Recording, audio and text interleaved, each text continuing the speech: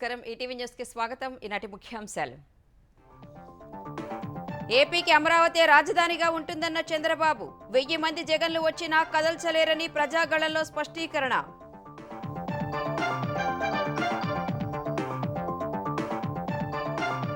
ఐదేళ్ల వైకాపా పాలనలో ఏపీ 30 ఏళ్లు వెనక్కి వెళ్లిందన్న తెలుగుదేశం అధినేత. జూన్ 4న జగనాసుర వధ తప్పదని విశ్వాసం. కడప ఉక్కు పరిశ్రమపై జగన్ కు షర్మిల సూటి ప్రశ్నలు. 2 సార్లు భూమి పూజ చేసి ఒక్క ఇటుక కూడా వేయించలేదని విమర్శ.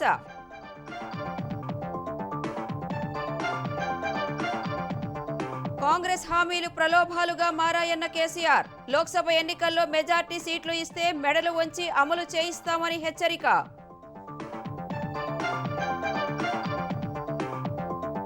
లోక్సభ ఎన్నికలకు ప్రచార జోరు పెంచిన కాంగ్రెస్. జిల్లాల్లో మంత్రుల సుడిగాలి పర్యటనలు. ఇంటింటికి వెళ్లి ఓట్లడుగుతున్న అభ్యర్థులు. లోక్సభ ఎన్నికల మేనిఫెస్టో విడుదలకు సిద్ధమైన భాజపా. సంకల్ప పత్ర పేరుతో రేపు ఉదయం 8:30కు ఆవిష్కరణ. ఏ క్షణమైనా ఇజ్రాయెల్పై ఇరాన్ దాడి చేయొచ్చన్న అమెరికా. అగ్రరాజ్యం హెచ్చరికలతో పశ్చిమాసియాలో ఉద్రిక్త వాతావరణం.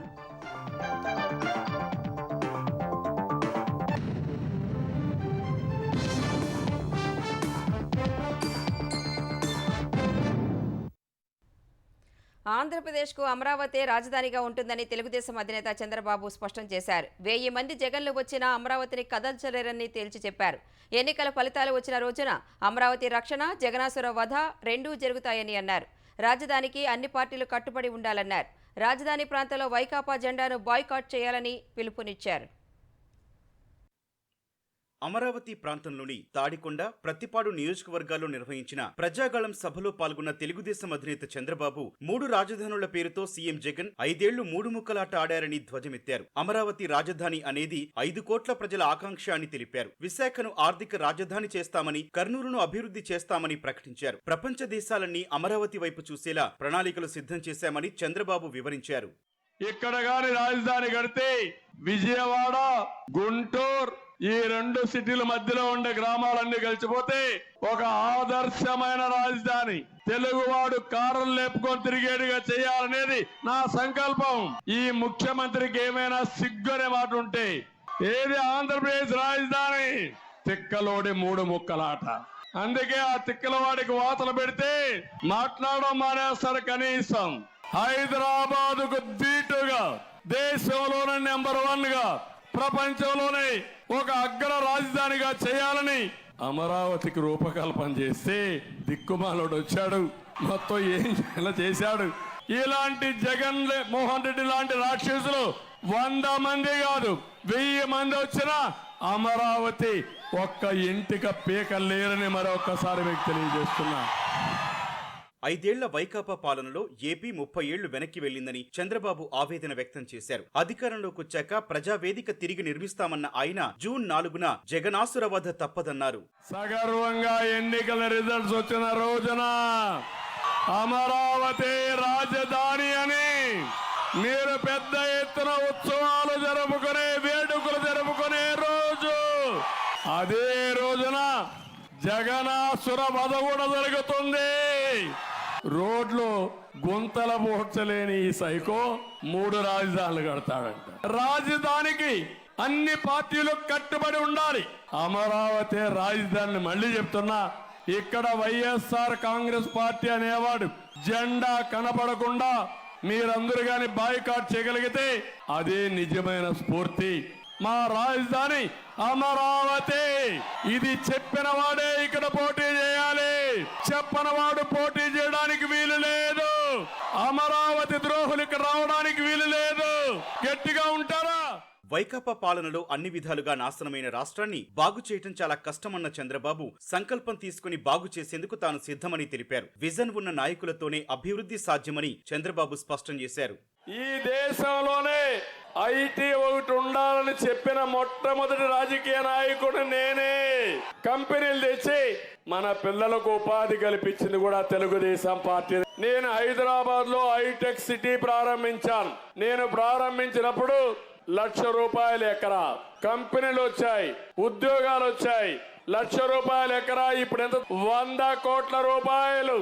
అది నా తెలివితేటలు గాని సంపద సృష్టించే విధానంలో ముందుకు పోయే మార్గం. ఆంధ్రప్రదేశ్ను $1 ట్రిలియన్ ఆర్థిక వ్యవస్థగా తీర్చిదిద్దే లక్ష్యంతో పనిచేస్తున్నట్లు తెలుగుదేశం జాతీయ ప్రధాన కార్యదర్శి నారా లోకేష్ చెప్పారు. ఇందుకు అనుగుణంగా అధికారంలోకి రాగానే అమలు చేసేందుకు జిల్లాల వారీ పరిశ్రమల ఏర్పాటుకు ప్రణాళిక సిద్ధం చేసినట్లు లోకేష్ తెలిపారు. పరిశ్రమలు సహా స్థానిక యువతకు ఉద్యోగాలు కల్పించేందుకు విద్యా విధానంలో సమూల మార్పులు చేయనున్నట్లు వివరించారు. గుంటూరు జిల్లా తాడేపల్లిలోని సమృద్ధి అపార్ట్మెంట్ వాసులతో లోకేష్ సమావేశమయ్యారు. జగన్ అధికారానికి వచ్చిన తర్వాత అమరావతిని సర్వనాశనం చేశారని ఆరోపించిన లోకేష్ ప్రస్తుత సీఎం ఒక్క విద్యాసంస్థ పరిశ్రమను తీసుకురాలేకపోయారని ధ్వజమెత్తారు. 3 రాజధానుల పేరుతో మన జీవితాలతో 3 ముక్కలు ఆటలాడారు. కర్నూలులో ఒక్క ఇటుకలు ఎత్తలే, ఒక్క పరిశ్రమ తీసుకు ఇంకా అమరావతి సర్వనాశనం చేశాడు. మొన్న ఎక్కడో ప్రచారంకి వెళ్ళి హెలికాప్టర్లు వస్తుంటే చూసా, మన వేసిన రోడ్ల పక్కన మొత్తం చెట్లు పెరిగిపోయి రోడ్డు పైకి వచ్చేసి ఒక SRM అమృతమై ఆనాడు బాబు గారు తీసుకొచ్చిన ఇన్స్టిట్యూషన్స్ తప్ప ఒక్కటి లేదు ఇక్కడ. అలానే విశాఖపట్నంలో ఏమైనా చేశాడా? లేదు. ఇట్లా రాష్ట్రాన్ని సర్వనాశనం చేశారు. మనకి కరెంట్ ఛార్జీలు పెరిగినాయి, ఇంటి పన్ను పెరిగింది, చెత్త పన్ను పెరిగింది. ఆ భారం అందరి పైన పడింది తల్లి. బాబు గారు ఉన్నప్పుడు పేపర్లో రోజుకు ఒక పరిశ్రమ వచ్చేది. కియా ఎక్కడ తయారు చేశారంటే ఆంధ్రప్రదేశ్. TCL టీవీలు ఎక్కడ తయారు చేశారంటే ఆంధ్రప్రదేశ్. అదే విధంగా షామీ ఫోన్లు ఎక్కడ తయారు చేశారంటే ఆంధ్రప్రదేశ్ ఉండేది. ఇప్పుడు గంజాయి ఎక్కడ వచ్చిందంటే ఆంధ్రప్రదేశ్ వచ్చింది. ఆంధ్రప్రదేశ్లో హిందూపూర్ ఎమ్మెల్యే సినీ నటుడు బాలకృష్ణ ఇవాల్టి నుంచి ఎన్డీఏ కూటమి తరపున ప్రచార బరిలోకి దిగారు. స్వర్ణాంధ్ర సాకార యాత్ర పేరుతో చేపట్టిన పర్యటనను ఆయన కదిరిలో ప్రారంభించారు. తొలుత శ్రీ కదిరి లక్ష్మీ నరసింహస్వామి వారిని దర్శించుకున్న బాలకృష్ణ మధ్యాహ్నం గిరిజనులతో సమావేశమయ్యారు. తరువాత ఆలంఖాన్ మసీదులో ముస్లిం సోదరులతో కలిసి ప్రత్యేక ప్రార్థనలు చేశారు. తరువాత జీవిమాను కూడలిలో రోడ్ షో నిర్వహించిన బాలకృష్ణ తరువాత పుట్టపర్తి చేరుకున్నారు. రాయలసీమలో విస్తృతంగా పర్యటించనున్న బాలకృష్ణ ఈ నెల 19న హిందూపురంలో నామినేషన్ పత్రాలు దాఖలు చేస్తారు. మంగళగిరి నియోజకవర్గంలో పేదలకు ఇళ్ల స్థలాలు ఇచ్చేందుకు యత్నించగా చంద్రబాబు అడ్డుకున్నారని సీఎం జగన్ ఆరోపించారు. పేదలకు ఇళ్ల స్థలాలు రాకుండా సుప్రీంకోర్టుకు కూడా వెళ్లారని, వాయిదాల పేరుతో కాలయాపన జరుగుతోందని తెలిపారు. మేమంతా సిద్ధం కార్యక్రమంలో భాగంగా మంగళగిరి CK కన్వెన్షన్ సెంటర్లో చేనేత కార్మికులతో సమావేశమైన జగన్ చేనేతల సంక్షేమం, అభివృద్ధి కోసం 3,706 కోట్ల రూపాయలు ఖర్చు చేశామన్నారు. 9,410 మంది నేతన్నలకు నెలకు 3,000 రూపాయలు పింఛన్ ఇస్తున్నామని తెలిపారు. మంగళగిరిలో చేనేత కార్మికులు ఎక్కువ ఉన్నందునే వారికే ఈ సీటు కేటాయించామన్నారు. ఎన్నికల సమయంలో విపక్షాలు చేనేతలను మోసం చేసేందుకు సిద్ధమవుతున్నాయని, ప్రజలు వారి మాయలో పడొద్దని సూచించారు. ఈ 58 నెలల కాలంలో మనమేం చేశామన్నది కూడా ఒక్కసారి చూడాల్సిన అవసరం ఉంది. గతంలో ఎప్పుడూ లేని విధంగా, ఎప్పుడూ జరగని విధంగా ఈ 58 నెలల కాలంలో అక్షరాల 3,706 కోట్ల రూపాయలు ఖర్చు చేశామని కూడా గర్వంగా చెప్తా ఉన్నాం. ఒక లంచాలు ఎక్కడా లేకుండా, దళారీ వ్యవస్థ ఎక్కడా లేకుండా, వివక్షకు చోటు లేకుండా ఈ మాదిరిగా ప్రతి అక్క చెల్లెమ్మ కుటుంబాల ఖాతాల్లోకి నేరుగా పంపించే కార్యక్రమం గతంలో ఎప్పుడూ జరగలేదు అన్న మాట వాస్తవం అవునా కాదా అన్నది ప్రతి ఒక్కరూ కూడా ఆలోచన చేయమని కోరుతా ఉన్నా. కాంగ్రెస్ హామీలను రాష్ట్ర ప్రభుత్వం మెడలు ఉంచైనా సాధిస్తామని గులాబీ దళపతి కేసీఆర్ స్పష్టం చేశారు. రైతు బంధు, కరెంట్, పంటల కొనుగోలులో రేవంత్ ప్రభుత్వం విఫలమైందని దుయ్యబట్టారు. 10 ఏళ్లలో భాజపా ఈ దేశ ప్రజల కోసం ఏమైనా చేసిందా అని ప్రశ్నించిన కేసీఆర్ కేంద్ర సంస్థలను పంపించి విపక్ష పార్టీలను బెదిరించడమే మోదీ పనిగా పెట్టుకున్నారని ఆక్షేపించారు. రంగారెడ్డి జిల్లా చేవెళ్లలో భారాస నిర్వహించిన ప్రజా ఆశీర్వాద బహిరంగ సభలో పాల్గొన్న ఆ పార్టీ అధినేత కేసీఆర్ తెలంగాణలో కాంగ్రెస్ ప్రభుత్వం, కేంద్రంలోని భాజపా సర్కారుపై తీవ్రస్థాయిలో విరుచుకుపడ్డారు. తెలంగాణలోని కాంగ్రెస్ ప్రభుత్వం అసెంబ్లీ ఎన్నికల సమయంలో ఇచ్చిన ఏ ఒక్క హామీని నెరవేర్చకుండా ప్రజలను మోసం చేస్తోందని ధ్వజమెత్తారు. రైతు బంధు, 24 గంటల కరెంటు, రైతు బీమా, ధాన్యం కొనుగోళ్లు, ఇలా ప్రతి హామీని నీరుగార్చిన కాంగ్రెస్ కు మళ్లీ ఎందుకు ఓటెయ్యాలో ఆలోచించాలని ప్రజలకు విజ్ఞప్తి చేశారు. కోడి రెక్కల కింద తన పిల్లలను కాపాడుకున్న రైతాంగాన్ని మనం కాపాడుకున్నాం. ఎకరానికి 10,000 రూపాయలు ఇచ్చేటువంటి రైతు బంధు కార్యక్రమాన్ని తీసుకున్నాం. మోటార్ కాలకుండా, ట్రాన్స్ఫార్మర్ కాలకుండా ఉండే విధంగా నాణ్యమైన కరెంట్ సరఫరా చేసుకున్నాం. ఒక గుంట భూమి ఉన్న రైతు చనిపోయినా ఆయనకు 5 లక్షల బీమా వారం 10 రోజుల్లో వచ్చేటట్టు ఏర్పాటు చేసుకున్నాం. కులము మతము ప్రసక్తి లేకుండా కళ్యాణ లక్ష్మి ఇచ్చినాం. ఈ ప్రభుత్వం ఏం చేసింది? కేసీఆర్ 1,00,000 రూపాయలు ఇస్తా ఉన్నాడు, మా ప్రభుత్వం వస్తే తులం బంగారం కూడా కల్పిస్తామని చెప్పినారు. యాడికి పోయింది తులం బంగారం? 1,30,000 మంది దళితులకు బీఆర్ఎస్ గవర్నమెంట్ లోనే దళిత బంధు శాంక్షన్ చేసినాం. డబ్బులు జిల్లా కలెక్టర్లకు పంపించినాం. 12 లక్షలు ఇస్తామని నమ్మబలికిన ఈ కాంగ్రెస్ ఒక్కలకు కూడా ఇవ్వడం లేదు. ప్రభుత్వం వాళ్ళ డబ్బులు వాపసు తీసుకున్నది. మౌనంగా ఉంటే మన సమస్యలు పరిష్కారం కావు. పోరాటం చేయకుండా ఇది రాదు. నేను ప్రభుత్వానికి కూడా హెచ్చరిక చేస్తా ఉన్నా. 1,30,000 మంది దళిత బిడ్డలను నేనే స్వయంగా తోడుకొని వచ్చి సెక్రటరియట్ పక్కన అంబేద్కర్ కాడ దీక్ష బట్టి మీ మెడలు వంచి అవన్నీ కూడా వాళ్ళకి ఇప్పిస్తామని మనవి చేస్తా ఉన్నా. ఈ ప్రభుత్వం చేసిన మీకు ఇచ్చిన వాగ్దానాలు నెరవేరాలంటే మీరు ఓటేసే ముందు ఆలోచన చేయండి. ఇదే సమయంలో కేంద్రంలోని భాజపా సర్కారుపై మండిపడిన కేసీఆర్ తెలంగాణకు రావాల్సిన ఐటీఐఆర్ ప్రాజెక్టును రద్దు చేసిందన్నారు. బయ్యారం ఉక్కు ఫ్యాక్టరీ, కాజీపేట రైల్వే కోచ్ ఫ్యాక్టరీని ఇవ్వలేదని గుర్తు చేశారు. ఇప్పుడు మతపిచ్చి రేపి ఓట్లు దండుకునే ప్రయత్నాలు చేస్తోందని ధ్వజమెత్తారు. భావోద్వేగాలు పెంచడం తప్ప, ఒక మత పిచ్చి లేపడం తప్ప ఏమన్నా ఒక మంచి పని జరిగిందా బీజేపీ హయాంలో? ఇలా ఏం జరుగుతా ఉంది దేశంలో? మా పార్టీలో జైలు కావతావా లేకపోతే జైలుకు పోతావా? అయితే మోడీ తప్పితే ఈడీ. ఇదేనా బీజేపీ? ఇదేనా దేశాన్ని ముందుకు తీసుకుపోయే పద్ధతి? దయచేసి ఆలోచన చెయ్యాలి. ఒక మెడికల్ కాలేజీ ఇవ్వని, ఒక నవోదయ పాఠశాల ఇవ్వని ఈ బీజేపీకి మనం ఎందుకు ఓటేయాలి? దేనికోసం ఓటేయాలి? తెలంగాణ ప్రజలు నూకలు తినన్నట. మనం నూకలు తినమని చెప్పిన బీజేపీకి నూకలు బుక్కిపిద్దామా ఓట్లేద్దామా దయచేసి నిర్ణయించాల్సింది మీరు. ఇలా భారతదేశంలో 30 లక్షల గవర్నమెంట్ ఉద్యోగాలు ఖాళీ ఉన్నాయి. ఈ మొండి బీజేపీ ప్రభుత్వం దాన్ని నింపడం లేదు. గుడ్డికాను మూసినా ఒకటే, తెరిచినా ఒకటే. బీజేపీకి ఓటు వేసినా ఒకటే, ఓటు వేయకున్నా ఒకటే. ఆడపిల్లలకు స్కూటీలు ఇస్తామన్న కాంగ్రెస్ లూటీలకు పాల్పడుతోందని కేసీఆర్ ఆక్షేపించారు. అలాంటి పార్టీకి లోక్సభ ఎన్నికల్లో బుద్ధి చెబితేనే ఇచ్చిన హామీలను నెరవేరుస్తుందన్నారు. లోక్సభ ఎన్నికల కోసం తెలంగాణలో కాంగ్రెస్ పార్టీ ప్రచార జోరు పెంచింది. మల్కాజ్గిరిలో భారీ మెజార్టీతో విజయం సాధిస్తామని ఎంపీ అభ్యర్థి సునీత మహేందర్ రెడ్డి ధీమా వ్యక్తం చేశారు. మల్కాజ్గిరిలో ప్రచారం నిర్వహించిన ఆమె కాంగ్రెస్ను గెలిపిస్తే కంటోన్మెంట్ అభివృద్ధికి పునరంకితమై పనిచేస్తామని అన్నారు. మతం పేరుతో వచ్చే భాజపాను ఎవరూ నమ్మబోరని ఎమ్మెల్యే కోమటిరెడ్డి రాజగోపాల్ రెడ్డి అన్నారు.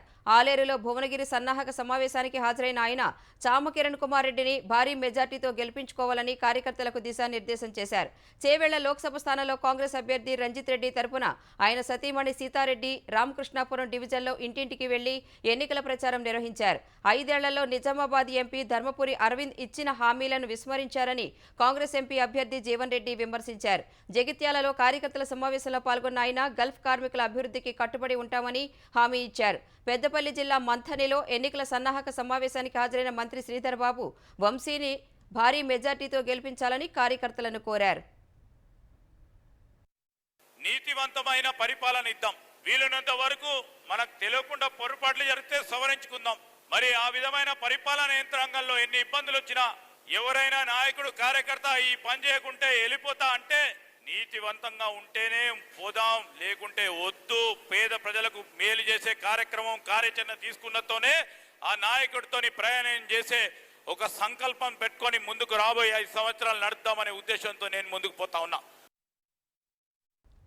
ముఖ్యమంత్రి రేవంత్ రెడ్డి సమక్షంలో భాజపాకు చెందిన నేతలు కాంగ్రెస్లో చేరారు. జూబ్లీహిల్స్లోని సీఎం నివాసంలో మక్తల్ భాజపా నేత జలంధర్ రెడ్డి, మెదక్ నియోజకవర్గ పరిధి సంగారెడ్డి అసెంబ్లీ నియోజకవర్గ భాజపా ఇన్ఛార్జ్ పులిమామిడి రాజుకు రేవంత్ రెడ్డి పార్టీ కండువా కప్పి సాదరంగా ఆహ్వానించారు.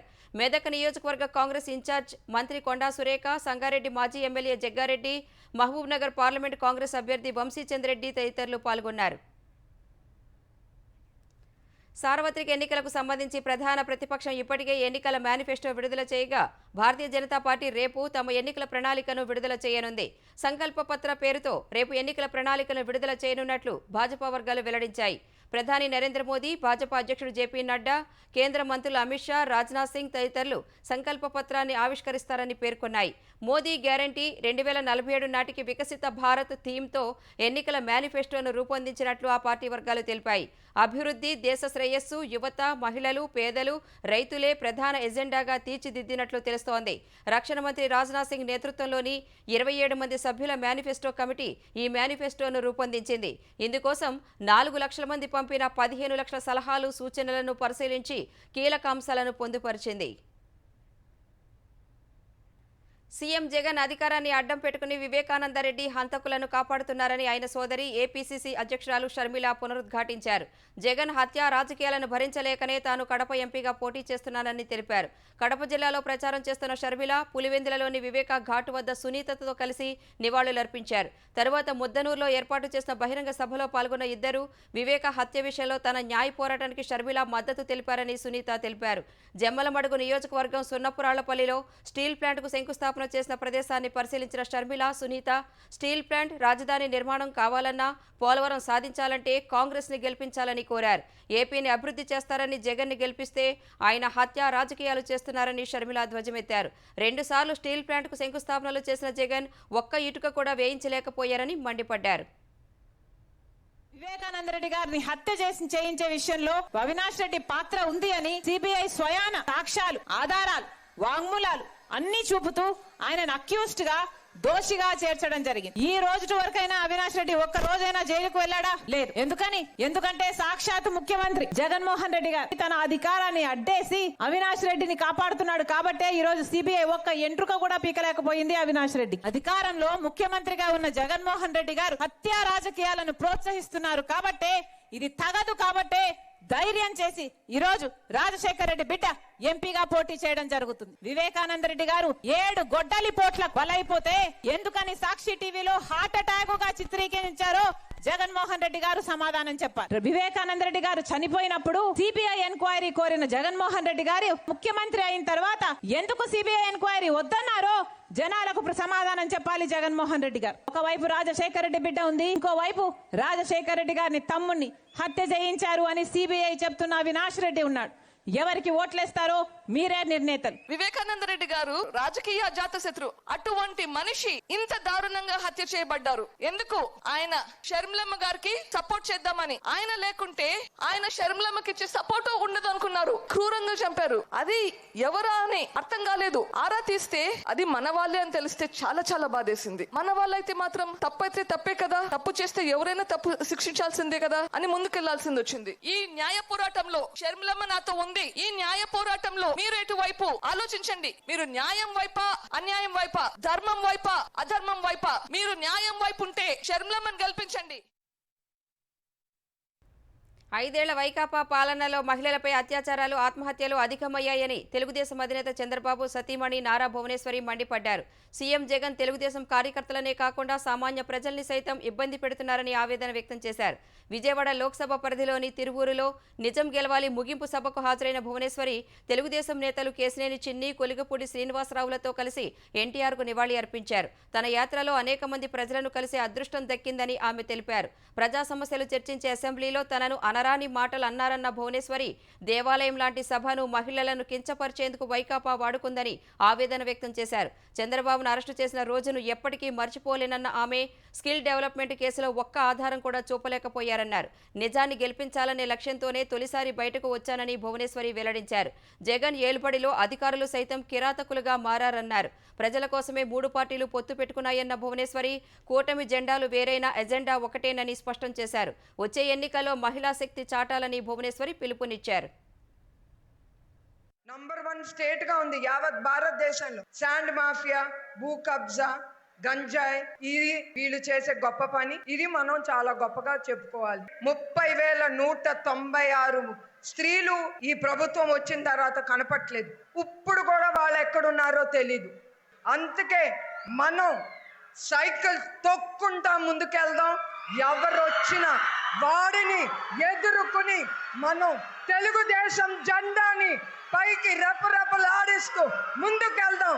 మనం వెనక్కి తిరిగేదే లేదు. విశాఖ గాజువాకలోని 65వ వార్డులో వివాహితపై వైకాపా నాయకుడి హత్యాయత్నం ఘటన ఆలస్యంగా వెలుగు చూసింది. జలమూరి రాధ అనే మహిళ ఇంటికి కుళాయి వేయిస్తామని 65వ వార్డు వైకాపా అధ్యక్షుడు లోకనాథం 20,000 తీసుకున్నాడని బాధితురాలి బంధువులు తెలిపారు. నెలలు గడుస్తున్నా పని కాకపోవడంతో ఆమె నిలదీసిందన్నారు. తరువాత స్థలానికి పట్టా ఇప్పిస్తా మరో 50,000 ఇవ్వాలని లోకనాథం అడగ్గా రాధ ఇవ్వలేదన్నారు. కక్ష పెంచుకున్న లోకనాథం ఆ స్థలంలో ఉన్న రేకులు, ఐరన్ రాడ్లు తీసేశారని, దీనిపై బాధితురాలు న్యూ పోర్ట్ పోలీస్ స్టేషన్లో ఫిర్యాదు చేసినట్లు చెప్పారు. ఇదే సమయంలో ఈ నెల 11న లోకనాథం కుటుంబ సభ్యులు రాధ ఇంటికి పొరుగున ఉన్న అరుణ అనే మహిళ స్థలంలోకి వచ్చి కబ్జాకు యత్నించారు. సదరు స్థలంలో ఉన్న కంపకు పెట్రోల్ పోసి నిప్పు పెట్టి ఖాళీ చేయించేందుకు యత్నించగా ఆ మహిళకు రాధ అండగా నిలబడింది. దీంతో రాధను వైకాపా నేత మంటల్లోకి తోసేశాడు. ఈ ఘటనలో రాధకు తీవ్ర గాయాలు కాగా స్థానికులు ఆమెను కేజీహెచ్కు తరలించారు. విశాఖలో వైకాపా అఘాయిత్యాలకు అడ్డు అదుపు లేకుండా పోయిందని తెలుగుదేశం జాతీయ ప్రధాన కార్యదర్శి నారా లోకేష్ ధ్వజమెత్తారు. రాధ అనే మహిళను వైకాపా నేత మంటలోకి తోసేయడం దారుణమని ఆయన మండిపడ్డారు. నిందితుడికి సహకరించిన వైకాపా నేతలను వెంటనే అరెస్టు చేయాలని లోకేష్ డిమాండ్ చేశారు. ఆంధ్రప్రదేశ్లోని ప్రభుత్వ పాఠశాలలో విద్యార్థుల బదిలీ సమయంలో ట్రాన్స్ఫర్ సర్టిఫికెట్స్ తీసుకోవాల్సిన అవసరం లేదని పాఠశాల విద్యాశాఖ స్పష్టం చేసింది. ఈ మేరకు ఆ శాఖ కమిషనర్ ఎస్ సురేష్ కుమార్ మార్గదర్శకాలను విడుదల చేశారు. 1వ తరగతి నుంచి 10వ తరగతి వరకు విద్యార్థులకు జారీ చేసిన చైల్డ్ ఐడీలు, పర్మనెంట్ ఎడ్యుకేషన్ నెంబర్లనే బదిలీకి వినియోగించుకోవాలని సూచించారు. టీసీలు, మిగతా ధృవీకరణ పత్రాలు తీసుకోవడంలో తల్లిదండ్రులు తీవ్ర ఇబ్బందులు పడుతున్నారన్న సురేష్ కుమార్ ఈ కారణంగా పాఠశాల మానేస్తున్న విద్యార్థుల సంఖ్య పెరుగుతోందని పేర్కొన్నారు. దీనిని అరికట్టేందుకే పాఠశాల ప్రవేశాలకు ధ్రువపత్రాలు తప్పనిసరన్న అంశాన్ని పక్కన పెడుతున్నట్లు విద్యాశాఖ వెల్లడించింది. తెలంగాణలో ధాన్యం సేకరణ ఆరోగ్యకరమైన వాతావరణంలో సాగుతోందని పౌర సరఫరాల శాఖ కమిషనర్ డిఎస్ చౌహాన్ చెప్పారు. ప్రతిరోజు జిల్లాల వారీ అన్ని గ్రామాల్లో ధాన్యం సేకరణపై సమీక్షిస్తున్నామన్న ఆయన ఈ ఏడాది యాసంగి మార్కెటింగ్ సీజన్లో ధాన్యం సేకరణ, క్షేత్రస్థాయి పరిస్థితులు, మౌలిక సదుపాయాల కల్పన వంటి అంశాలపై చర్చించారు. క్షేత్రస్థాయిలో ధాన్యం నాణ్యతపై ప్రత్యేక దృష్టి సారించినందున రైతులు, ధాన్యం కొనుగోలు కేంద్రాల నిర్వాహకులు, రైస్ మిల్లర్లకు అవగాహన కల్పిస్తూ శిక్షణ ఇస్తున్నట్లు చెప్పారు. గ్రామీణ ప్రాంతాల్లో ధాన్యం కొనుగోలు కేంద్రాల్లో కనీస మద్దతు ధరలు చెల్లిస్తున్నందున రైతులు ఎంఎస్పీ కంటే తక్కువ ధరలకు అమ్ముకోవద్దని సూచించారు. ప్రస్తుతం తెలంగాణలో 6,919 కేంద్రాలలో ధాన్యం సేకరణ జరుగుతోందని స్పష్టం చేశారు. పల్లెల్లో దళారులకు కాకుండా ప్రభుత్వ కొనుగోలు కేంద్రాల్లో మాత్రమే వడ్లు అమ్ముకోవాలన్నారు. ధాన్యం సేకరించిన 48 గంటల్లో నగదు చెల్లింపులు చేస్తున్నట్లు కమిషనర్ పేర్కొన్నారు. Mega power star Ram Charan కు తమిళనాడులోని వేల్స్ విశ్వవిద్యాలయం గౌరవ డాక్టరేట్ను ప్రదానం చేసింది. విశ్వవిద్యాలయ స్నాతకోత్సవానికి రామ్ చరణ్ ముఖ్య అతిథిగా హాజరై డాక్టరేట్ను అందుకున్నారు. కళారంగానికి చేసిన సేవలకు గాను ఆయనకు ఈ గౌరవం దక్కింది. ఈ వేడుక ప్రారంభోత్సవానికి ముందు విశ్వవిద్యాలయం రామ్ చరణ్ గురించి ప్రత్యేక వీడియోను అధికారిక ఎక్స్ ఖాతాలో పోస్ట్ చేసింది. అందులో ఈ మెగా హీరో చిన్నప్పటి సంగతులతో పాటు హీరోగా ఎదిగిన తీరును వర్ణించారు. సమాజానికి ఆయన చేస్తున్న సేవను చూపించారు. డాక్టరేట్ అందుకున్న రామ్ చరణ్ కు మెగాస్టార్ చిరంజీవి, జనసేన పార్టీ అధ్యక్షుడు పవన్ కళ్యాణ్ అభినందనలు తెలిపారు. ఇజ్రాయెల్పై ఇరాన్ ఏ క్షణమైనా దాడి చేయొచ్చని అమెరికా చేసిన హెచ్చరికలు పశ్చిమాసియాలో తీవ్ర ప్రకంపనలు సృష్టిస్తున్నాయి. రానున్న 24 నుంచి 48 గంటల్లోపు దాదాపు 100కు పైగా డ్రోన్లు, 150కి పైగా క్షిపణులతో ఇరాన్ ఇజ్రాయెల్పై విరుచుకుపడే ప్రయత్నాల్లో ఉందని అమెరికా నిఘా వర్గాలు హెచ్చరించగా ఆ దాడిని ఎదుర్కోవడానికి పూర్తిస్థాయిలో సన్నద్ధంగా ఉన్నట్లు ఇజ్రాయెల్ ప్రకటించింది. ఈ క్రమంలో ఆ దేశానికి అమెరికా అండగా నిలిచింది. ఇజ్రాయెల్ రక్షణకు అగ్రరాజ్యం కట్టుబడి ఉందని అమెరికా అధ్యక్షుడు జో బైడెన్ చెప్పారు. ఇదే సమయంలో ఇజ్రాయెల్పై దాడి చేయరాదంటూ ఒకే ఒక్క పదంతో ఇరాన్ కు సందేశం పంపారు. అటు ఇజ్రాయెల్ తమ బలగాల రక్షణ కోసం విధ్వంసక నౌకలు, అదనపు సైనిక సామాగ్రిని పశ్చిమాసియాకు తరలిస్తున్నట్లు బైడెన్ ప్రకటించారు. మరోవైపు ఇజ్రాయెల్ ఫిరంగి దళంపై క్షిపణి దాడులు చేసినట్లు ఇరాన్ మద్దతు ఉన్న హెజ్బొల్లా మిలిటెంట్ గ్రూపు ప్రకటించింది. దక్షిణ లెబనాన్లోని తమ స్థావరాలపై ఇటీవల నెతన్యాహు సేనలు జరిపిన దాడులకు ప్రతీకార చర్య చేపట్టినట్లు హెజ్బొల్లా తెలిపింది.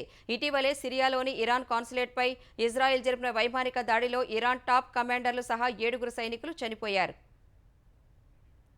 మద్యం కేసులో ఎన్ఫోర్స్మెంట్ డైరెక్టరేట్ తనను అరెస్టు చేయడాన్ని సమర్థిస్తూ ఢిల్లీ హైకోర్టు ఇచ్చిన తీర్పుపై సీఎం అరవింద్ కేజ్రీవాల్ దాఖలు చేసిన పిటిషన్ ఈ నెల 15న సుప్రీంకోర్టులో విచారణకు రానుంది. సుప్రీంకోర్టు న్యాయమూర్తులు జస్టిస్ సంజీవ్ ఖన్నా, జస్టిస్ దీపాంకర్ దత్తాతో కూడిన ధర్మాసనం ఈ కేసును విచారించనుంది. మనీ లాండరింగ్ కేసులో పదే ఈడీ సమ్మన్లను దాటవేసిన కేజ్రీవాల్ను అరెస్టు చేయడాన్ని ఢిల్లీ హైకోర్టు సమర్థించింది. 2021-22కు సంబంధించిన ఢిల్లీ మద్యం పాలసీలో అవినీతి, మనీ లాండరింగ్ జరిగిందన్న ఆరోపణలపై మార్చి 21న కేజ్రీవాల్ను ఈడీ అధికారులు అరెస్టు చేశారు. ఈ అరెస్టు చట్టవిరుద్ధమని ఆయన వేసిన పిటిషన్ను ఢిల్లీ హైకోర్టు కొట్టివేసింది. ఈ నిర్ణయాన్ని కేజ్రీవాల్ సుప్రీంకోర్టులో సవాల్ చేశారు. పశ్చిమ బెంగాల్లోని బెహ్రాంపూర్లో కాంగ్రెస్ సీనియర్ నేత ఎంపీ అధీర్ రంజన్ చౌదరి నడి రోడ్డుపై తృణమూల్ కాంగ్రెస్ టీఎంసీ కార్యకర్తలతో వాగ్వాదానికి దిగారు. ఈ నియోజకవర్గం నుంచి మరోసారి బరిలోకి దిగుతున్న అధీర్ రంజన్ ఎన్నికల ప్రచారం నిర్వహించారు. ప్రచారం ముగించుకుని వెళుతున్న సమయంలో కొందరు టీఎంసీ కార్యకర్తలు గో బ్యాక్ నినాదం చేయడంతో అధీర్ రంజన్ ఆగ్రహానికి గురై వారితో గొడవ పడ్డారు. ఒక దశలో వారిపై అధీర్ రంజన్ చెయ్యి చేసుకోబోయారు. వెంటనే పోలీసులు వచ్చి సర్ది చెప్పడంతో ఆయన అక్కడి నుంచి వెళ్లిపోయారు. తమ కార్యకర్తలతో గొడవ పడుతున్న వీడియోను టీఎంసీ ఎక్స్లో పోస్ట్ చేసింది. ఎన్నికల్లో ఓడిపోతామనే భయం ఆయన చర్యల్లో స్పష్టంగా కనిపిస్తుందని పేర్కొంది.